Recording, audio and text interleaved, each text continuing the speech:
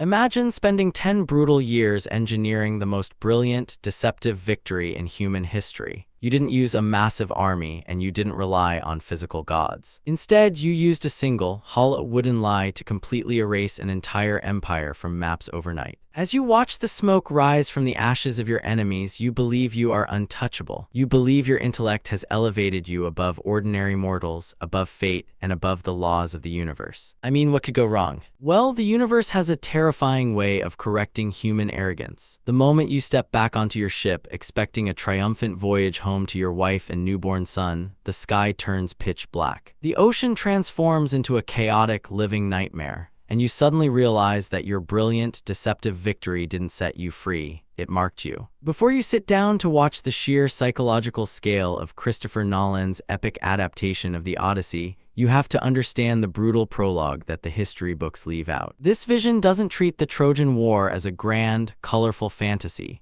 It treats it as a gritty, high-stakes thriller about the darkness of victory and the illusion of control. Because Odysseus wasn't just a legendary hero. He was the Bronze Age's ultimate con artist, a deeply reluctant soldier whose terrifying mind won the bloodiest war on Earth, only to turn the cosmos into his mortal enemy. This is the dark, essential backstory of the man who built the Trojan Horse, the architect of his own cage. To understand the psychological trauma that Odysseus carries into this journey, you have to look at the world he was forced to leave behind. The Trojan War was a 10-year meat grinder. The Greek kings had sailed 1,000 warships across the sea to lay siege to the impenetrable walls of Troy, all because a Trojan prince named Paris had stolen Helen, the queen of Sparta. Most of the Greek kings fought for raw, bloody glory. Figures like Achilles were physical demigods, unstoppable machines of muscle and violence who wanted their names etched into eternity through sheer bloodshed. They wanted to be remembered as hammers. But Odysseus, the king of Ithaca, was an entirely different breed of warrior. In a culture that worshipped absolute brute force, Odysseus worshipped a lethal concept known as medes, a specific mix of hyperintelligence, calculated stealth, and psychological manipulation. Odysseus didn't win fights by outmuscling his enemies, he won them by outthinking them. He was a dirty fighter in an era of honorable duels. The supreme irony of Odysseus's life is that he was trapped by his own genius before the war even started. Years earlier, when every king in Greece was fighting to marry Helen, Odysseus realized the situation was a powder keg that would end in a massive civil war. To solve it, he designed a legal trap called the Oath of Tyndaris. He made every single suitor swear a sacred vow. No matter who won Helen's hand, every other king would step forward to defend her marriage if anyone ever tried to steal her away. It was a brilliant diplomatic masterpiece that prevented a war in Greece. But Odysseus never calculated that a foreign prince from Troy would be the one to steal her. When Paris carried Helen across the sea, Odysseus's own legal masterpiece snapped shut like a bear trap on his own ankle. The oath activated. Every king was called to war, including him. He never wanted this war. He had a beautiful, quiet island kingdom, a fiercely loyal wife named Penelope, and a newborn son named Telemachus. He refused to waste his life dying in the mud over someone else's broken marriage. So when the military draft collectors arrived on the shores of Ithaca to drag him to the front lines, Odysseus decided to weaponize his intellect and fake absolute, raving insanity. He tied an ox and a donkey to a heavy wooden plow, marched down to the beach, and began frantically sowing his own fertile fields with white salt, babbling like a lunatic. The bluff was flawless until a clever draft collector named Palamedes saw through the theater. Palamedes walked over to the cradle, snatched Odysseus's infant son, and threw the baby directly into the path of the oncoming razor-sharp plow blade. In a fraction of a second, Odysseus's calculated madness completely evaporated. The father overrode the actor. He ripped the reins back, stopping the blade inches from his son's throat. His cover was blown. He had proven his sanity, and by the brutal laws of his own oath, he was forced to pack his bags, leave his family behind, and sail away to a war that would consume his youth, his morality, and his soul. The 10-year meat grinder. For 9 long, agonizing years, the Greek army threw themselves against the massive stone walls of Troy, and for 9 years, the walls didn't yield an inch. The battlefield became a landscape of rot, disease, and despair. Odysseus became the cold, calculating pragmatic that the Greek generals turned to when a problem couldn't be solved with a sword. He became the shadow operator of the Greek military campaign. If a Greek king threatened to mutiny and take his men home, Odysseus didn't fight him in a duel. he publicly humiliated and broke him psychologically. When the Greek army ran out of food, Odysseus was the one who sailed to neighboring islands, using a terrifying blend of piracy and extortion to keep the army fed. By the 10th year of the siege, the Greek campaign had reached a point of absolute catastrophic failure. The cost of the war had become unsustainable. Achilles, their golden, unstoppable weapon, was dead, his heel pierced by a stray arrow in the dirt. The massive, towering warrior Ajax had lost his mind to grief and political betrayal, slaughtering a herd of cattle in a blind delirium before falling on his own sword.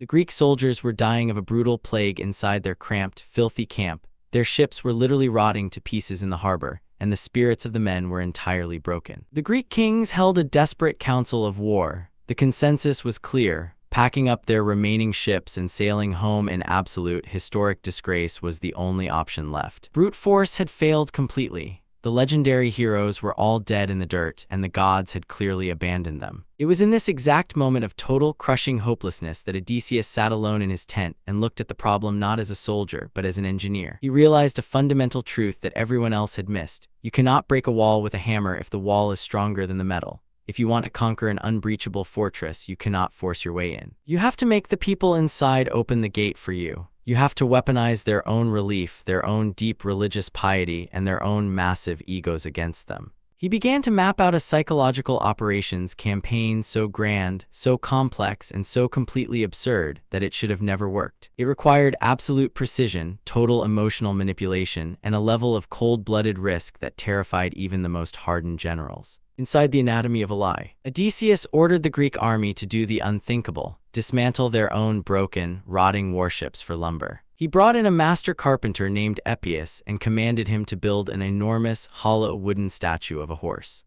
To the Trojan people, a horse was not just an animal. It was an incredibly sacred symbol dedicated to Poseidon, the god of the sea and the original architect of Troy's stone walls. Odysseus calculated the exact psychological profile of his enemy. He knew that if the Greeks suddenly vanished and left a massive wooden horse on the sand, the Trojans wouldn't see it as a weapon. They would see it as a holy relic, a divine peace offering from a defeated, fleeing enemy. But the true insanity of the plan wasn't the construction of the horse itself. It was the trap waiting inside its belly. Odysseus didn't just design the machine, he voluntarily climbed inside it. Imagine the absolute, suffocating tension of that final night. Odysseus and a handful of the most lethal Greek killers crawled up a rope ladder into a pitch-black, sweltering wooden chamber hidden inside the structure. They pulled the heavy hatch shut, locked it from the inside, and sat in total silence in the dark, listening to the sound of their own shallow breathing. If a single man sneezed, if a single sword clanked against armor, they would all be burned alive inside a wooden coffin. Outside, the remaining 90,000 soldiers of the Greek army executed the second phase of the deception. They burned their own tents to the ground, boarded their surviving ships, and sailed away just over the horizon, hiding their fleet behind the nearby island of Tenedos. They left behind a single Greek spy named Sinon, who had been heavily coached by Odysseus on exactly what lie to tell. The next morning, the massive gates of Troy swung open. The Trojan people walked out onto the blood-soaked plains for the first time in 10 years. They saw the smoking ashes of the Greek camp, the completely empty sea, and the towering wooden horse standing alone on the sand. They found Sinon, who pretended to be an abandoned victim of the Greek generals. He wept, telling the Trojans that the horse was a sacred offering to Athena, built so large specifically so the Trojans couldn't drag it inside their city and claim its divine protection. The psychological trap snapped perfectly. The Trojan king, driven by a decade of pride and the overwhelming relief that the war was finally over, ignored the warnings of his own prophets. The people tied heavy ropes to the base of the massive statue and spent hours dragging it through the gates of their city, placing it directly in the center of their sacred citadel. That night, Troy threw the greatest celebration in its ancient history. Rivers of wine flowed through the streets. Soldiers who hadn't slept without a shield in a decade let their guard down completely, drinking themselves into a stupor. By midnight, the entire civilization was completely unconscious, buried in a profound, drunken sleep.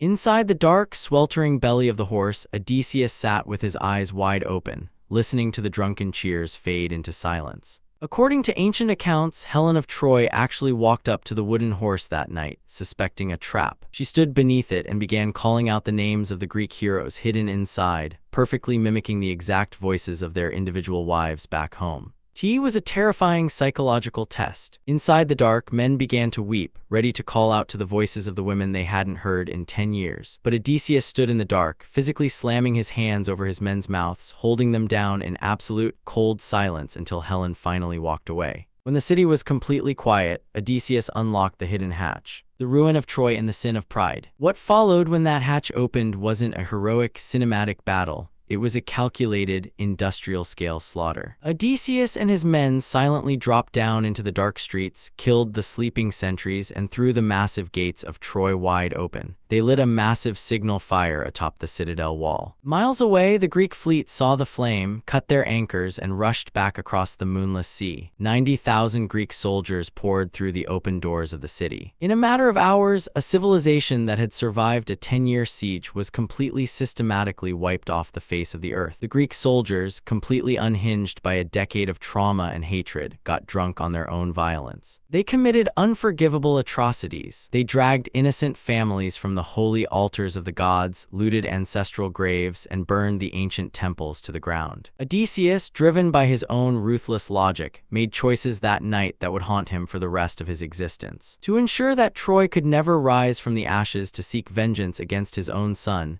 Odysseus ordered the execution of Hector's infant child, Astyanax, having the baby thrown from the high stone walls of the city. It was a choice born of pure, cold-blooded tactical mathematics. As the sun rose over the Aegean Sea, Troy was nothing but a mountain of black ash and smoke. Odysseus stood on the beach, watching the ships being loaded with gold, believing that his mind had conquered the world. He had done what 1,000 ships, a massive army, and a golden demigod like Achilles could not do. He had won the unwinnable war through the sheer power of his own brain. He looked up at the sky and felt absolutely untouchable. He believed that his intellect made him higher than the laws of the cosmos, higher than the gods, and higher than fate itself. He fell victim to hubris, the fatal, blinding pride that always precedes a fall. The gods were watching from the clouds, and they were absolutely furious. The true scale of the journey. This is the profound, essential realization you need to carry with you before you take a single step into this cinematic experience. The Odyssey is not a fun, colorful adventure story about a hero fighting monsters. It is a cosmic, psychological punishment.